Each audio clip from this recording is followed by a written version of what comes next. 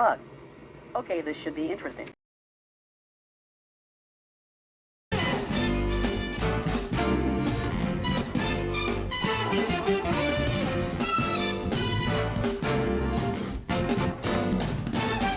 Hello there, have you ever found yourself bored on the weekends?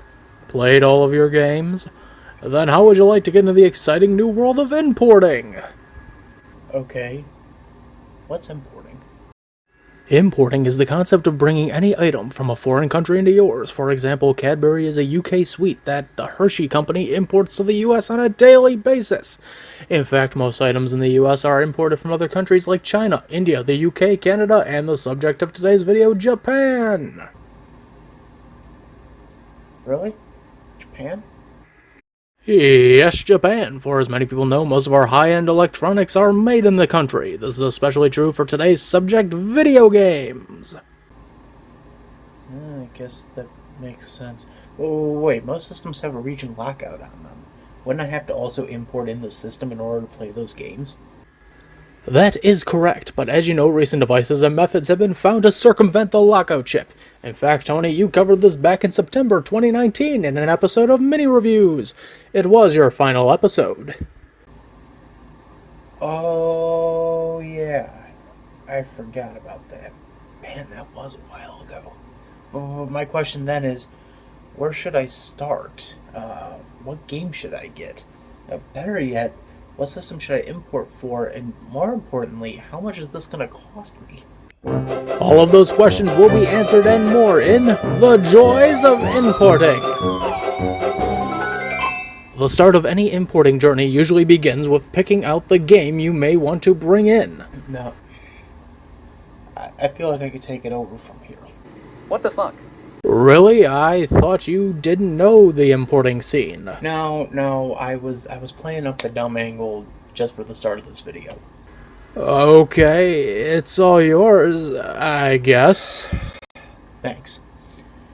Folks, look, importing isn't really that hard. It just takes a lot of research, time, and patience, I guess, to find a game from overseas that you may be satisfied with. I suppose the best way to start conceptualizing the importing process is to decide what kind of games you may want. This could come from a variety of sources, and honestly, I think we should discuss those sources, as sometimes it helped me decide what games I should bring into my own collection. It may actually help you.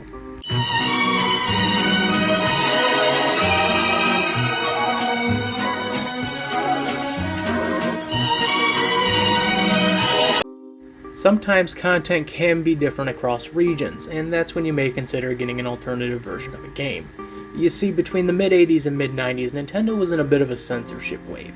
Any game that came to the United States from Japan had to have content altered. This was because Nintendo was selling the NES in the United States as a kid's toy, while in Japan the Famicom was sold as a video game console for kids and adults alike. So in Japan, most of the Famicom games that were released were given less restrictions, thus allowing more risque content like alcohol references, character smoking, Nazi imagery, blood and violence, and of course, scantily clad nudity. What?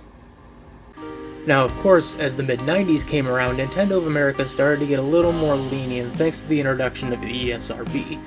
Now, that's not saying NOA was going to allow Super Nintendo games with Nazi imagery or full-on nudity.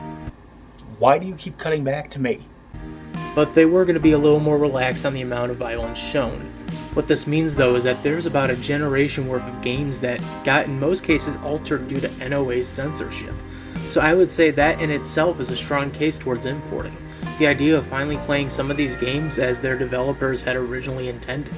Think about it, the original versions of Castlevania, Metal Gear, Street Fighter, Final Fight, Fatal Fury, amongst many other games. I know it's odd that I'm mainly focusing on Nintendo for this reason, but that's because neither Sony nor Sega, to my knowledge, ever went to those extremes with their censorship. I mean, there's an alteration here or there with a few games, and the worst Sega did was fail to just fully introduce the US to Puyo Puyo until the mid-2000s. But in my honest opinion, those were small potatoes to Nintendo's censorship wave of 85 to 94.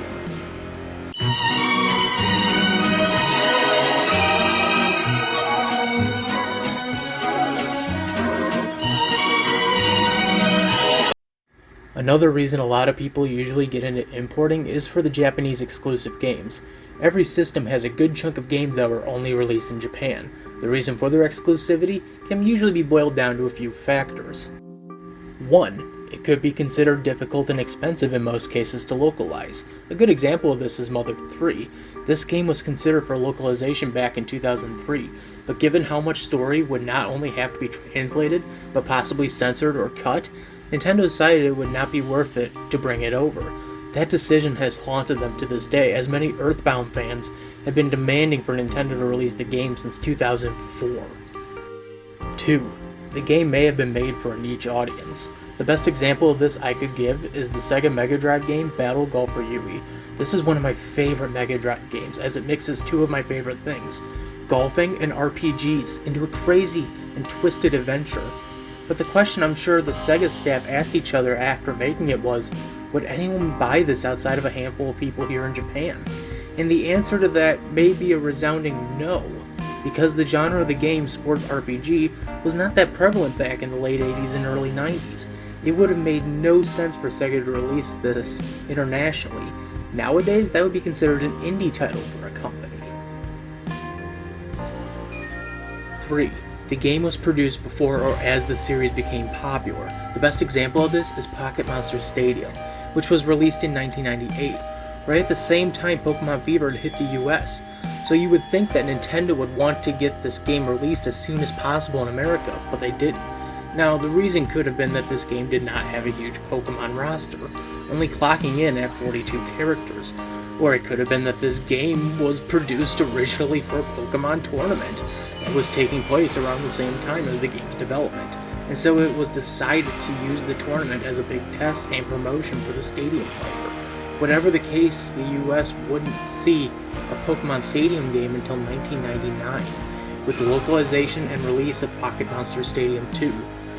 Man, I should remind myself to do an episode on these games. I mean, I didn't even cover the series was a trilogy on the N64. Oops. And 4. The game releases too close to a console launch. This is the big one that happens a lot. When a game that was in development for 2 to 3 years is about to release around the time a new console is about to launch. The most prolific examples of this are Mother for the NES planning to release a year before the SNES is set to launch in 1990, and Debutsu no Mori or Animal Crossing for the N64 in 2000, a year before the GameCube launch in 2001. These events could lead to the game being dropped from localization and release, or in Animal Crossing's case, being remade for the new console with some updates. Sometimes this could have the opposite effect, where it's released near the end of a console's life. Either way, there's a huge slew of last state or console transition games that have never reached the US.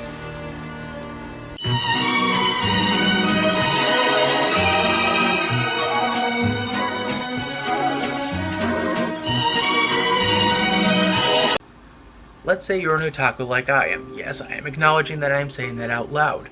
And you may discover that your favorite anime or manga series had a few, or in most cases, a slew of games based on it that were or are still being released.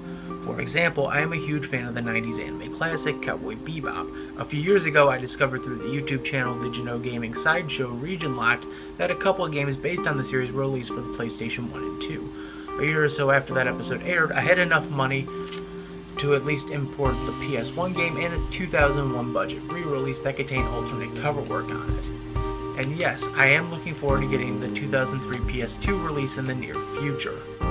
The point I'm getting to is that if you are someone who is a fan of anime, I would recommend looking into the history of the franchises to see if there were any games produced based on the material.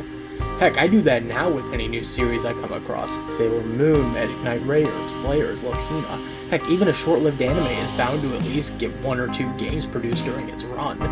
A few series, on the other hand, have had such a surge of games it starts to feel pointless getting them. Series like Doraemon, Dragon Ball, One Piece, and Naruto have in some cases over 50 games in their franchise. Fuck, sometimes even in the case of Doraemon it can be over 100. In those situations, I would do some more research and just pick and choose which games to get. For example, I have the first home console games for both Doraemon and Dragon Ball.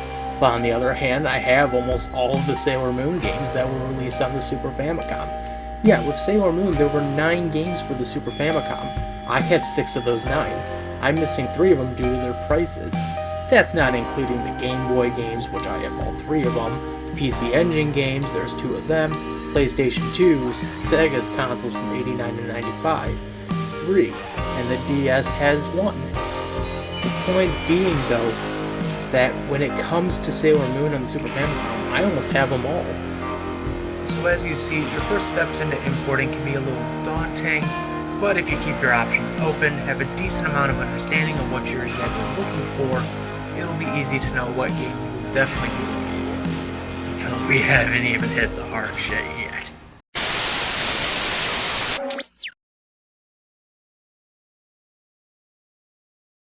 Shit.